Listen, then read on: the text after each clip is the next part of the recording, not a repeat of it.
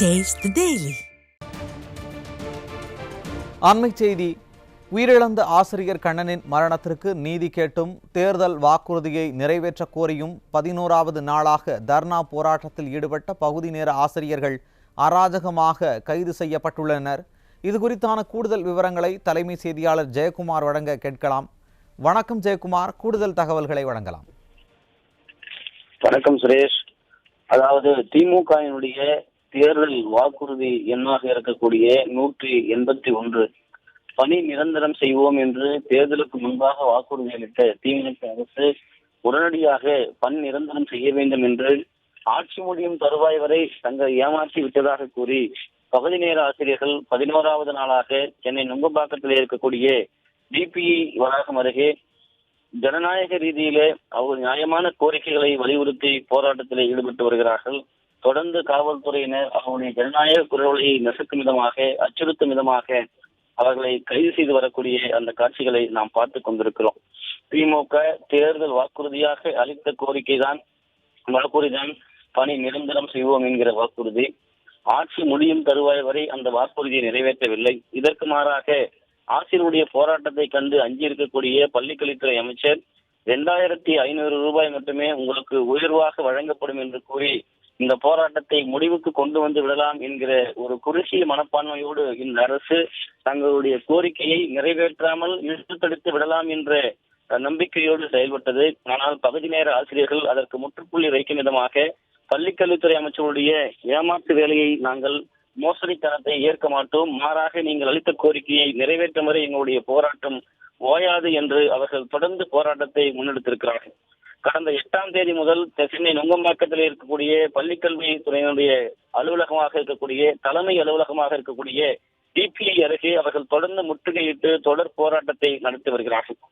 7ஆம் ஆளான நேற்று 7ஆம் ஆளான கடந்த சில தினங்களுக்கு முன்பு 200க்கும் மேற்பட்ட பகுதி நேர ஆசிரியர்கள் போராட்டத்தில் ஈடுபட்டார்கள்.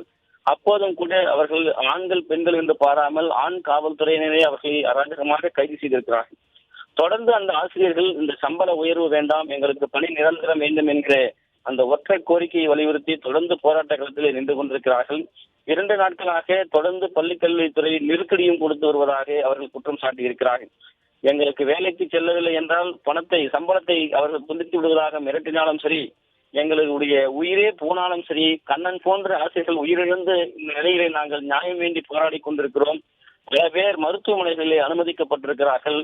இருந்தாலும் கூட எங்களுடைய போராட்டத்தை நாங்கள் விட்டுக் கொடுக்க மாட்டோம். சொற்ப பணத்தை கொடுத்து எங்களுடைய வாழ்க்கை தரத்தை மேலும் நசுக்க திமுக அரசு திட்டமிட்டிருக்கிறது. மருத்துவ காப்பீடு திட்டம், மே மாத சம்பளம் என பல்வேறு பிரச்சனைகள் குளறுபடிகளாக இருக்கிறது.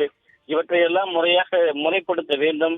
குறிப்பாக பணி நிரந்தரம் செய்யப்பட வேண்டும். இதற்கு எல்லாம் நாங்கள் செவிசாய்க்க போவதில்லை என்கிற அந்த வேதனை குரலோடு அவர்கள் போராடி கொண்டிருக்கிறார்கள். போராடக்கூடிய ஆசிரியர்களை எப்படியாவது அந்த இடத்திலே இருந்து அப்புறப்படுத்தி மார்க்ஸ் இடத்திற்கு கொண்டு சென்று அங்கேயே இறக்கிவிட்டு இந்த பகுதியிலே போராட்டமே நடக்கவில்லை என்பதை போல, அந்த இடத்திலே பிரச்சனையே நடக்கவில்லை என்பதை போல மூழ்கி விடலாம் என்கிற ஒரு குறுகிய மனப்பான்மையோடு இந்த அரசு செயல்பட்டுக் கொண்டிருக்கிறது. எதிர்காலத்திலே வருகிற சட்டமன்ற தேர்தலிலே இவர்களுக்கு நாங்கள் சம்மட்டி அடியை கொடுப்போம். 2026 சட்டமன்ற தேர்தல் என்பது ஆசிரியருடைய வாக்கு என்பது திமுகவிற்கு பேரிடியாக இருக்கும் என்று எச்சரித்து தொடர்ந்து அவர்கள் போராடி கொண்டிருக்கிறார்கள்.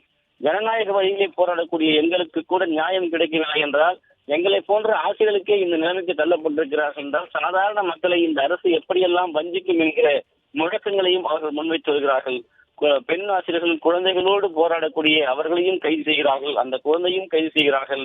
இது துயரத்தினுடைய வேதனையுடைய உச்சம் என்று அவர்கள் கண்ணீர் குரலோடு கோரிக்கை வைக்கிறார்கள். கைது செய்யப்படக்கூடிய அந்த ஆசிரியர்களை எங்கே அழைத்து செல்கிறோம் என்பதை கூட தெரிவிக்காமல் தொடர்ந்து அலைகழிக்கப்பட்டு இயற்கை இடர்பாடுகளுக்கு கூட இறக்கி விடாமல் ஒரு அராஜகத்தனமான ஒரு போக்கோடு காவல்துறை நடந்து கொள்வதாக தொடர்ந்து குற்றச்சாட்டு முன்வைக்கப்பட்டு வருகிறது. சமூகத்தினுடைய ஒரு முக்கியமான அங்கமாக இருக்கக்கூடிய ஆசிரியர்களை இதுபோன்று திமுக அரசு நடத்துவது என்பது சமூக நீதிக்கு எதிரானது என்று அவர்கள் முழங்கி வருவது குறிப்பிடத்தக்கது. சுரேஷ்,